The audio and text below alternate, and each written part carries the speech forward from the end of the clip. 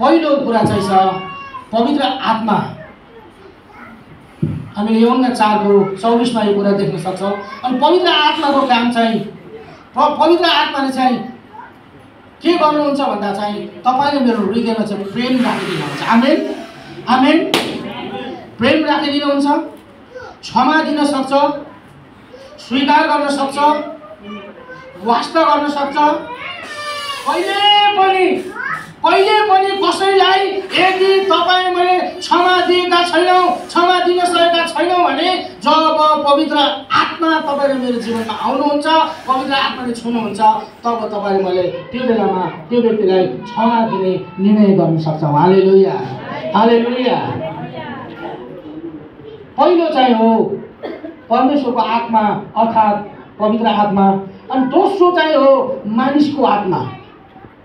मानिसको आत्मा कतिचोटि पवित्र आत्माले पनि काम गर्नुहुन्छ, मानिसको आत्माले पनि काम गर्छ। हेर्नुहोस् है, यहाँनिर कतिचोटि हामी छुट्याउनलाई अलिकति गाह्रो हुन्छ। पवित्र आत्माले गर्ने काम र कतिचोटि मानिसको आत्मा पनि उस्तै देखिन्छ। तर पवित्र आत्माले गर्ने काम चाहिँ प्रेममा, क्षमामा, स्वतन्त्रतामा, शान्तिमा अन्त हुन्छ भने मानिसको आत्माको चाहिँ कस्तो हुन्छ भने त्यो चाहिँ घमण्डी हुन्छ, छली हुन्छ। उसले क्षमा त दिन्छ तर मानिसको अगाडि देखाउनलाई एकछिन क्षमा दिएको जस्तो गर्छ, एकछिन झुक्छ तर मानिसको अगाडि ऊ झुकेको जस्तो मात्रै गर्छ, ऊ एक्टिङ मात्रै गर्छ। अनि मानिसको आत्मा चाहिँ बाइबलले भन्छ सबैभन्दा छली हुन्छ अरे। मानिसको आत्माले जहिले पनि फिक्री के गर्छ भने के खाऊ, के लाऊ, कहाँ बसौँ, के गरौँ, कसरी पैसा कमाऊ, कसरी उ गरौँ, के गरौँ, घाँस बाँस कपास र उसले संसारको कुरामा फिक्री गर्छ।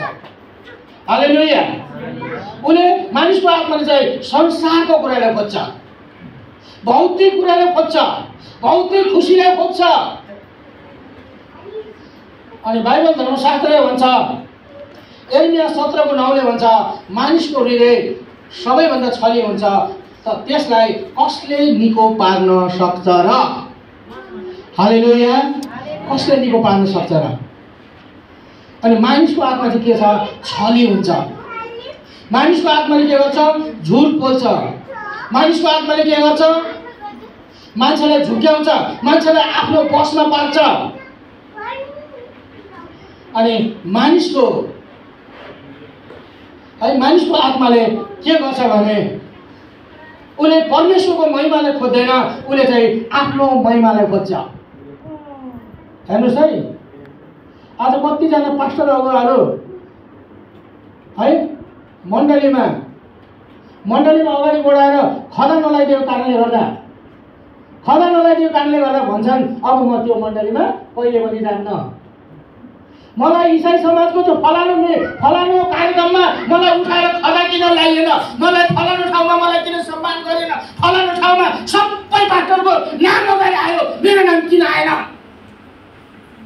यस्तो प्रकारको उसले चाहिँ आफ्नो शारीरिक पोजिसन खोज्छ। तर परमेश्वरको आत्माले भरिएको मान्छेले कहिले पनि पोजिसन खोज्दैन। हालेलुया। परमेश्वरको आत्माले भरिएको मान्छेले कहिले पनि खदा खोज्दैन, माना खोज्दैन, सम्मान खोज्दैन। उसले एउटै कुरा खोज्छ।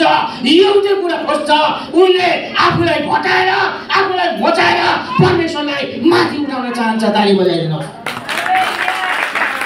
उसले जहिले पनि आफ्नो जीवनबाट ख्रीष्टलाई माथि उठाउँछ। जहिले पनि आफ्नो जीवनबाट ख्रीष्ट येशू मेरो जीवनमा सम्मानित हुनुपर्छ, ख्रीष्ट येशू मेरो जीवनमा देखिनुपर्छ। म देख्यौ नदेख्यौ त्यो म जान्दैन, तर येशू चाहिँ मेरो जीवनमा देखिनुपर्छ भन्ने सोच हुन्छ।